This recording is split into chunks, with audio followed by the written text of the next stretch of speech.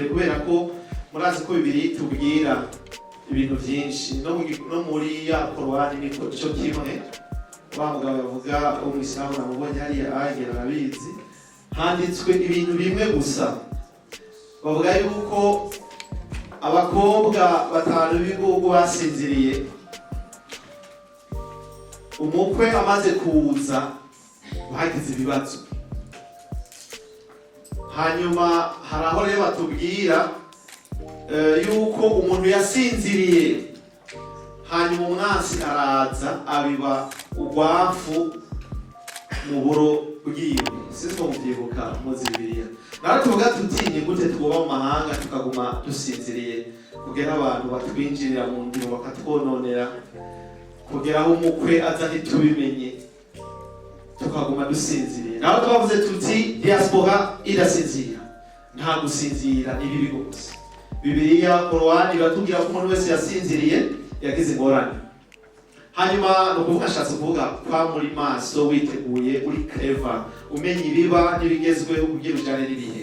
Hama tuvuze diaspora yunze ubumwe kubera iki? Kubera ko Bibiliya na Korowani bigatubwira ngo ijambo mbahaye riruta yose ni urukundo. No kuvuga urukundo nishoboka atabumwe bwari. Keza kwanza ko abantu banywanye tukarengera byose kugira ngo dukore byinshi. Naho rero n'umukuru w'igihugu bavuga ngo turi kumwe twese birashoboka. Muga twoba kumwe gute tutanywanye? Twoba kumwe gute tutagira ubwo bumwe n'urukundo? Na rero mwitegure tuvaga tunywanye. Niba urengana umuntu mudahuze ivyiyumviro cyangwa mufitanye akagija birahera no musi.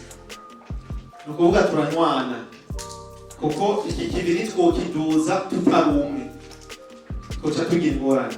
Hanyuma tuvuze diaspora y'ibikorwa, kubera ko biri tubwira ngo utakora no kurya ntarya. Kanatsinda na mwebwe mwaje kubera muri abakozi, rega nta bihembe twahamagaye.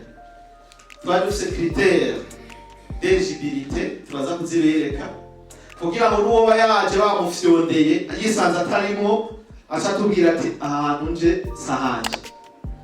Ivyo turabigarukako.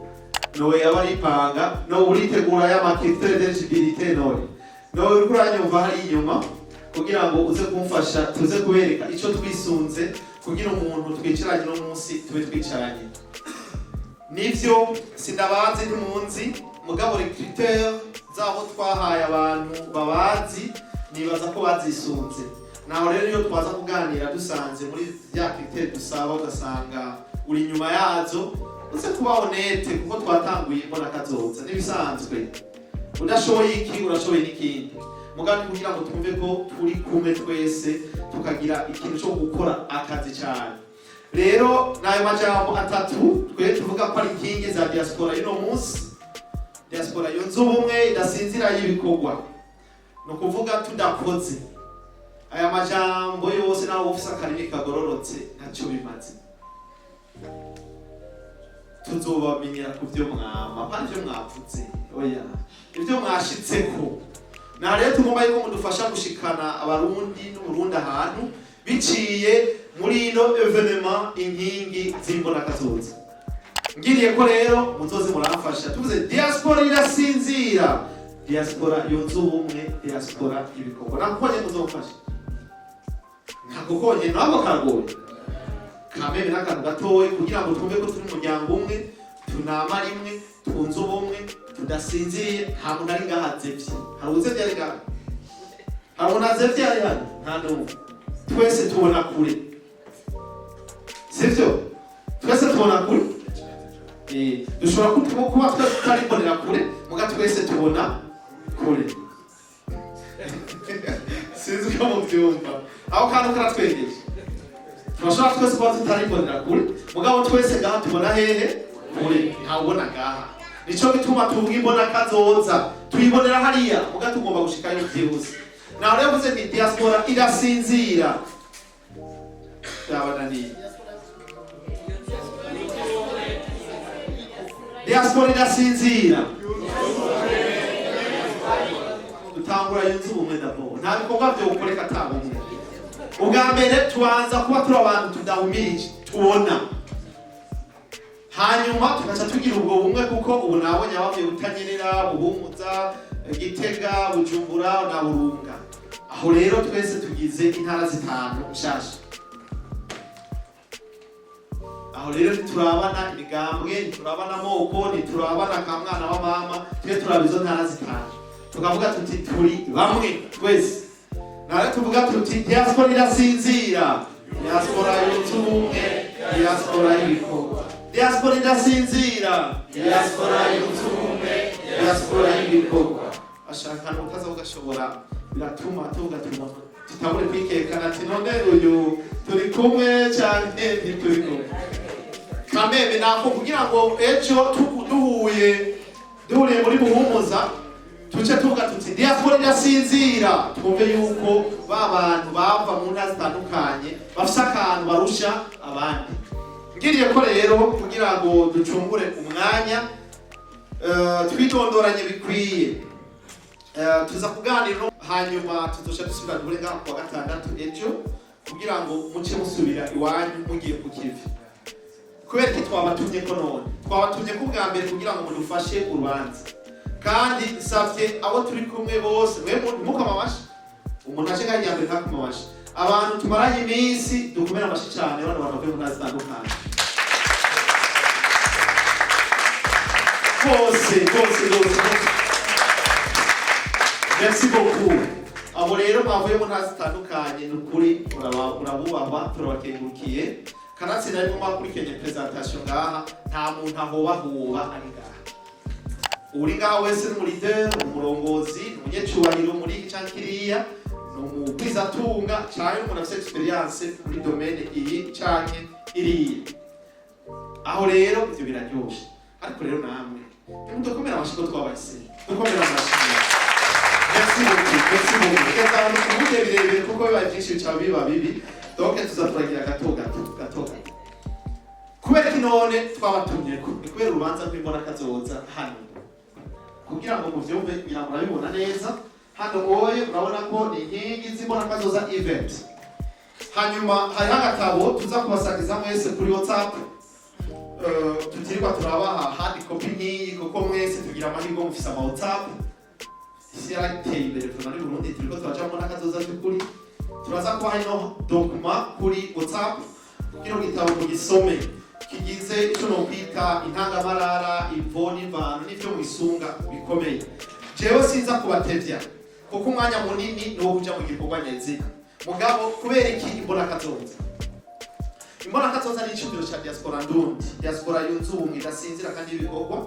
Aho twavuze tuti leta y'u Burundi yashizeho umugambi mwiza wo kubona Uburundi bugeze aho ibindi bihugu bigeze uno munsi. Ikiryoshe nuko twemera neza yuko nk'abarundi hari aho tutarashika twese, kandi na leta y'u Burundi tuvyumva cyo kimwe.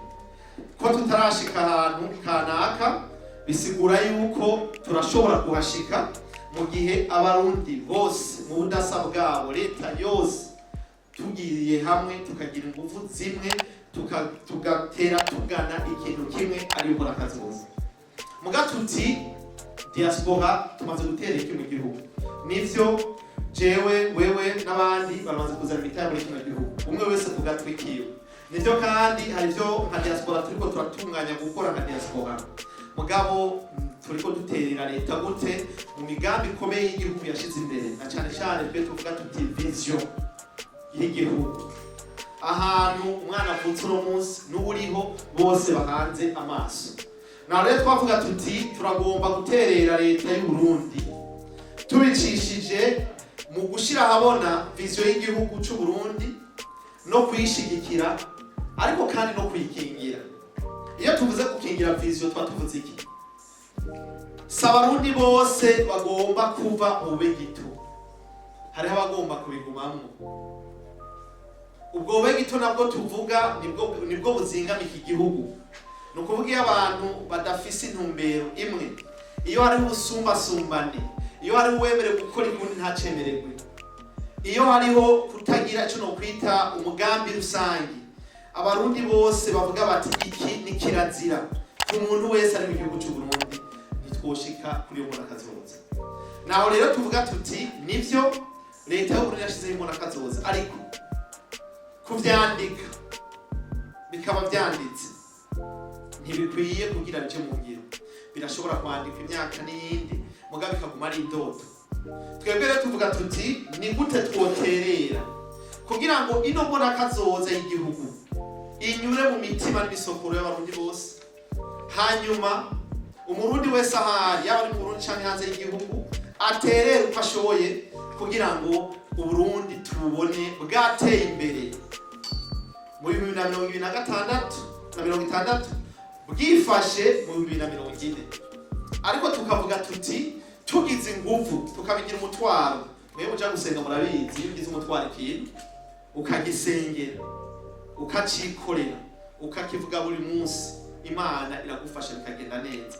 Je navuga yuko tuti ntitukigire amajambo gusa, tukigire umutwaro ku barundi bose.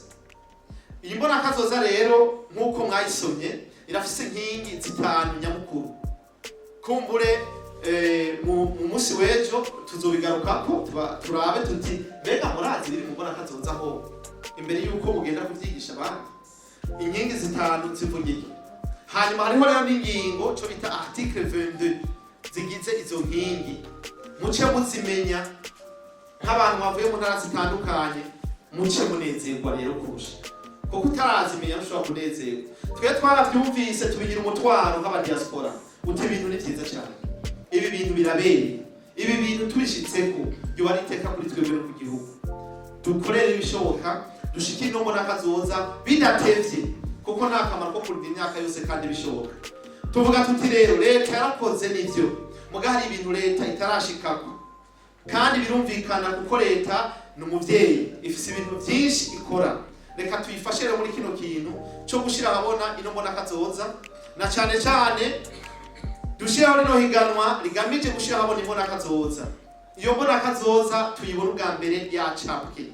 Haraho murabona yanditse, hari icyapa murabona cyanditse ko imbona kazoza mu maciye hose. Haraho mwabonye imbona kazoza. Ko ari ikintu ciza rero, nta udome kitarangwa ryubikeko umubehe.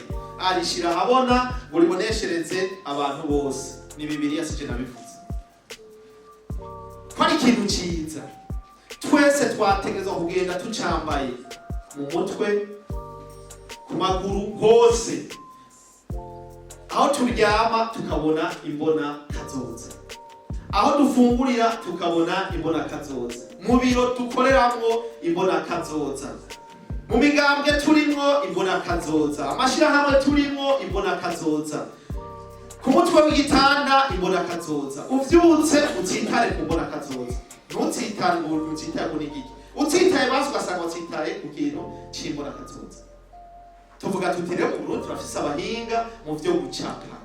Niba ducapira imbona kazoza, tubona icapa kuva kuri aeroport kugera ku mipaka yose byamutse, umunyamahanga yinjiye mu gihugu cy'u Burundi abona ati imbona kazoza y'igihugu cy'u Burundi. Rube ururirimbo ku bantu bose bazi gucapa, umwana yiga gucapa yige acapa imbona kazoza. Niyo ntumbero ya mbere twashizemo gucapa. Gucapa kubera kuko gucapa ni inyigisho inyura mu mitima. Nk'akarorero muravye ubonye ibintu nambaye gusa nubu ntabanavuga wamaze kumenya icyo ari cyo, kandi ntusakuza ikiryoshe, ntusakuza tubona watuvuga twega cyangwa ukarira kubera ikintu ubonye. Rero gucapa nico gituma twabishize muri priorite y'iri higanwa kugira ngo abantu bacapa baducapira imbona kazoza. Igicapo ca mbere mu ntara, muri iyo ntara nyene tubone kiriyo.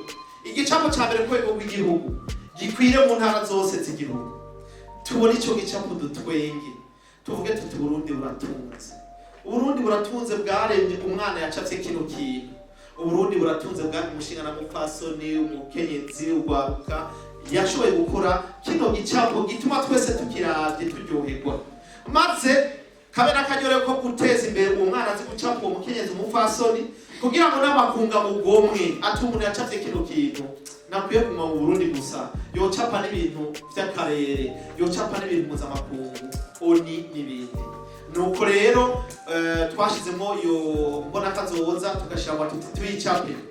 abayicapa rero tukavuga tuti bayicape bisunze icivugo twubake Uburundi bw'ejo mu guhindura ingendo n'inyifato twishimikije ubumwe, ubumenyi n'impano. C'est très important ko twubaka ubwo Burundi rero twishimikije ico civugo. Abacapa rero tugomba ko bacapa bisunze iyo terme. Duhindura ingendo d'abord. None ubu tumeze gute? Ejo tuvuga tugomba ko tuzoba twahinduye iki? Kuko icerekana ko umuntu ariko arahindura ingendo n'inyifato nuko ahindura ivyo yaramaze imisi arimwo agatangura bishasha. Mu gihe atakintu na kimwe Bibiri bivuga neza ngo abakristo barahinduye ingendo. Bavuga ngo nimwagirira neza bagirira neza gusa muzoba muza ikigishasha. Abapagani bo ntibabigira. Urumva nka Bibiliya twerekana tuti va muri ibi kugira uwa Kristo. Urumu mw'Islamu nawo va muri ibi uruyo. Natwe naho niba turi mu mbona kazoza rero tuba bashasha. Twavuga tuti twataye ingendo igayitse tumaze mu iminsi dutandukaye ingendo shasha. Iyo shasha nayo niyo rero tugomba kugaruka ko kumbona kazoza. Umugwi wa kabiri rero wihiganwa n'abantu ari kuvyo gucapa kugira mu vyumba. Kuririmba. Umuririmbyi azi kuririmba neza. Naturirimbire indirimbo zidukura mu buja. Tukaba bashasha by'ukuri kugira ngo ivyumviro vyacu bihindukire bigane kumbona kazoza. Ico c'est très important. Indirimbo murabizi, indirimbo ni ikintu kigira umupaka. Ururirimbo rugira umupaka sinzi ko mubizi. Umuntu aririmbye ururirimbo rw'urukundo ntagaruka ngo aririmbe ururirimbo rw'ukwanga ntibikunda. Niho uvuga ati ururirimbo rugira umupaka. Umuntu arivye ururirimbo rw'imbona kazoza ntasubira ngo bavuge ibintu by'amacakubiri kuko mu mbona kazoza n'ibirimo. Tugomba rero ko abaririmbyi baririmba bakadufasha kugira imipaka y'ivyiyumviro. Bakura abantu mu vyiyumviro vyahora bivaga bikagenda bikaja ku mupaka mugabo agira indirimbo zigira umupaka. Nibaza ko mu vyumba tuvuze umupaka. Jeune mu Katolika iyo ndirimbye nka kompoza ururirimbo mbazi yuko ni message ntanze ifise aho ihera naho igarukira. Mvuze ururirimbo rwo gukenguruka sinza kugaruka ngo ni doge ururirimbo rwo gukenguruka. Iya koze bigiya naho yagiye n'ibindi zongera. Sinzi ko mumvika umuririmbyi none yagaruka avuga ngo wayiririre ngo je narago. Sinzi ko mumvika umwe wese aririmbye agira umupaka. Tugomba ko baririmbye baturirimbira indirimbo zigaruka gukundisha abantu imbona kazoza no kwishira mu ngiro. Na cyane cyane bisunze ca civugo kivuga kiti twubaka Uburundi bw'ejo mu guhindura ingendo n'inyifato. Izo ngendo mbi zigayitse abaririmbyi barazizi. Ingendo nshasha tugamije barazizi. Naho rero tuvuga tuti baturirimbire kugira ngo twese duhindukire. Hanyuma rero tugaruke tube bamwe. Tugaruke kandi duteze imbere ubumenyi n'impano byacu. Diaspora irasinzira.